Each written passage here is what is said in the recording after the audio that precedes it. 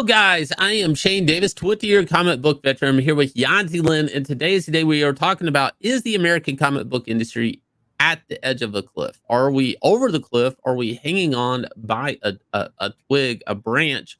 I don't know. But if you guys will, please go over here and check out Axcend Level Up. Shane Davis's Axcend Level Up. This is a Spider-Man meets Tron, action adventure, superhero comic, crowdfunding, mom and pop shop over here. You guys will, the links are down below in this video. Now, this is an article that is interesting to me because it's by a retailer. Now, some people are going to say these are Comicsgate talking points and whatnot. They may just be common sense. Let's get into it. Oh, really? We are allowed to have common sense now? I'm so surprised. So, anyway, let's have a look at this, guys.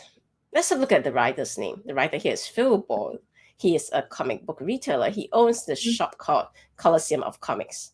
So people might say, oh, he only owns this one shop. What he says is not representative of the industry.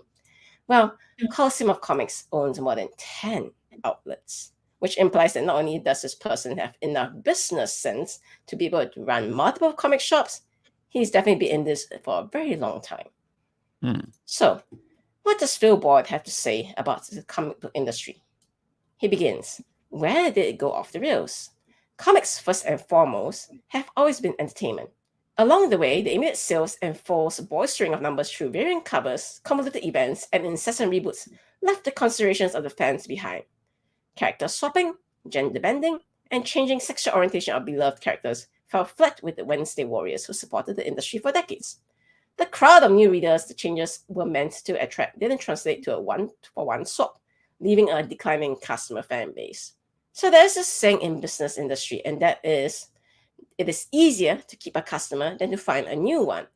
So the fact that DC and Marvel have went chasing after this new audience, thinking, well, if we have a trans character here or with a gay character there, it'll bring in all these LGBTQIA readers on top of whatever readers we have. It obviously didn't work that way. Paul Levitz historically would say at DC Comics, it's easier to maintain than to rebuild. And this was a risky venture the American comic book industry did because it gets around on social media. Let's be honest. All the woke characters, all the, bisexual Superman, bisexual Robin, all of these clickbait type things they're basically built and engineered for social media, for people to spread the news of the book. But then that's going to bring into question, did you alienate your already existing customer? And did the people retweeting this stuff for virtue signaling, saying, hey, I'm represented, oh, blah, blah, blah, blah. Did that person go buy the book? It doesn't look like it. I think we have the data now. It is a vicious cycle, that the American comic book industry has caught itself up in, that they can't stop doing it. So one other issue that Phil brings up is the FOC system. We constantly have to FOC an issue, 2 issues out rather than the next issue. That makes ordering a guess. And of course, he complains about the variant cover issue. Like maybe, for example, on one issue, you have a Scotty Young and an Art Gem cover, and you want to order heavy on the issue because they are collectors of those artists. But maybe the next issue, there's no celebrity artists on the covers. Then maybe 5 issues down, there's now celebrity artists on the covers. So it's like, it becomes a real guessing game for the retailers themselves. And a very dangerous guessing game because they're having to qualify for these covers, go really in debt and put themselves out on a limb for this product. And if they under order, they potentially could lose future customers. If they over order, then they better hope they can eat those books. So how does Phil propose that we resolve all these problems that are plaguing the comic book industry? Well, he says here, we should have $3.99 comics. So right now, comic book industry, the standard is $4.99. When you start buying the nice cardstock covers and all that, it's $5.99. There's been a surprising number of $9.99 comic books for some reason. And when you compare that to the fact that for $9.99, you can buy a whole thick manga issue, it's like, yeah, people are just not going to be able to buy that kind of stuff. They can't afford it in the long term. And the idea of comics becoming more and more like the mainstream comics, more and more expensive, is really fights against the idea that these books are easily obtained, read, and disposable entertainment. And now they become very collector-oriented things. Now, the problem, I think they could be both, but let's just pretend American comics are now only like vinyl records. There are things that are collectibles. Well, the quality isn't there, and that's an issue for the price point. These are high-end, poor quality just in artwork, but actually agenda-based stories. They're not even good stories. So how does it justify itself as being a boutique high-end collectible? It doesn't. That's again part of the problem. Even if it was organically becoming that, it just doesn't have the quality to justify it. Well, then Phil goes on to say he wants editors who are editors. Too many stories are lackluster and agenda driven. Too many covers are sketch driven with no sales point, i.e., he wants the cover to show us in the content of the book. And too much interior art is amateurish. Yeah, we've been seeing that unfortunately a lot of talent is being replaced, and nobody is really very good these days. And I'm not trying to sound racist or anything, but the fact is that a lot of names on DC and Marvel these days are not English names. They are definitely cheaper, imported talents. We're not saying that's bad or anything, but the fact is that they're trying to save money, cut quality of art, and it's like, wow, that's great. And of course, he goes on to say, it's clear neither Marvel nor DC has a publishing plan beyond the current reboot. This is again part of the bigger problem is like how much should you as a retailer invest in Marvel and DC product when they're only seeing less than 5 feet in front of their face? It's very risky. It also indicates that they're really not building interesting story or interesting character driven events. It's relying on whatever clickbait idea they can do with the characters, and it just builds a weaker product. The more they do this, the further out it goes, the weaker the actual product, the brand, that just the medium, comics in general, mainstream comics anyways, becomes. The characters are iconic for a reason. The movies never got traction until they leaned into what made the characters decades-long successes. Change is good for story, but inevitably, you need to touch base with what brought them. Gender swaps, sexual orientation changes, and outright changes to who's in the suit are short-term headline grabbers, but without long-term sales with very few exceptions. So one very good recent example would be the Jonathan Kent being the new gay Superman. Yes, issue 5 and 6 when spiked up in sales, they made the top 50 for a change. But wasn't the series cancelled by what, issue 19? It's like, yeah, obviously the success didn't translate, did it? Right. And again, that one's a weird example. A nightmare for retailers. They didn't really know how to invest in it. They didn't really know, and it had an artificial, and I do mean artificial spike, meaning it was built to be a spike when the character came out as being bi.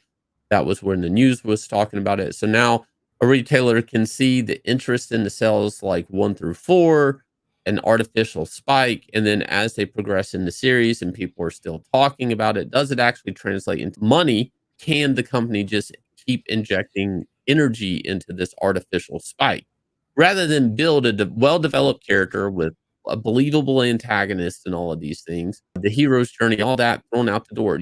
There is no organic fan base being built right now by Marvel and DC. They're not even running off the fumes of the past creations and the past character or 80-year legacies. They're actually doing damage to that legacy, that ability that they can just prop up and lean on that. It's a weird place when you look at it through the lens of a retailer, because it's like, what am I investing in? I'm running a risk of being able to pay my bills or my mortgage based off these bad decisions. And this again is a guy that holds 10 stores. Think about that. Marvel and DC can't lose this guy. They can't afford that. Phil also brings up one very good point over here about telling stories without proselytizing, i.e., don't try and be a writer, be a comic book writer. I've beat this drum for a decade and more, but here we are, chasing away a large portion of our customer base with every new tale as they want entertainment, not a serialized sermon. So it used to be, comics would be like one-shot stories, the one and done tale. You have your beginning, your middle, and your end all in one single issue. Yeah. Eventually, they moved to maybe a story arc over 4 or 6 issues. Even 2 or 3 sometimes. Yeah, but that basically helps the customer know that, yeah, if I want this full story, I just need to commit X number of issues. And the next one comes along and I don't like it, I don't need to commit to it. Unfortunately, now, though, a lot of writers have this big, fat plan, end games, whatsoever. Like Tom King is famously known for saying, thank you for giving me 100 issues of Batman. Now I can do a nice, slow build. And he didn't even get to 100 issues, by the way, because people were just that sick of what he was doing.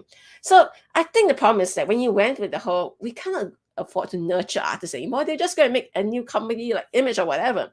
So they went in, invested on writers, and some of the writers were like, well, it's time for me to tell my epic hero's journey story. And it's like, Right. yeah, no, sorry, I'm reading a comic. I only get it once a month. I get like 22 pages a month. I don't have time to sit down and wait 7 years with Tom King to tell me what Right. he wants to tell me.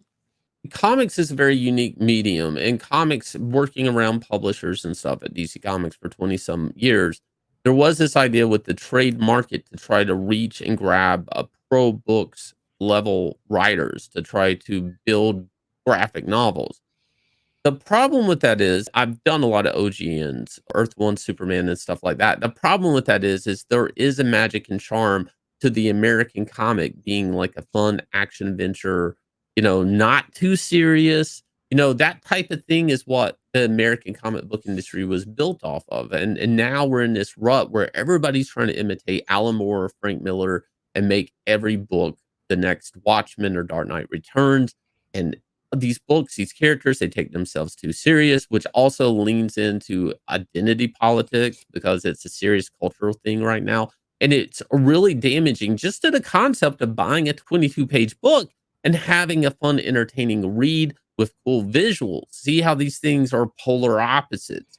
And of course, people are going to stop buying comics because they stop being the thing that brought them to comics to begin with. So Phil ends his article on this ominous warning. Why should you listen to any of this? Because your livelihood is tethered to the retail community. Rome is on fire. Fiddle or get on the phone with some of your key retail partners and find out what it's like out there. But prepare for some ugly stories. Without some immediate action, I see 25% of the retail stores closing at the end of the first quarter 2024, i.e. in the next 6 months. He thinks that 25% of the retail stores will be closed. Like, that's a very short amount of time to lose a lot of stores. I'm not reading into it, but I wonder if he's referring to he may have to shut down 4 of his 10 stores. Does that information, is it part of he's seeing it on his end? I hope not. I enjoy this article. I hope you guys do too. If you guys will, hit like, subscribe, ring the bell for notification. Leave me your thoughts down below. Is there any way to save the American comic book industry? I'll leave you guys with the trailer for Axcend Level Up, and we'll catch you guys again with another video. I dream of a world carefully crafted, beautifully flawed. This is Axcend. In this game of life, there is one thing that determines a victor. A player's ability to grow. A player's ability to evolve. A player's ability to survive. My name is Dog. Choose to play. Choose to upgrade. Choose to level up. Choose to Axcend.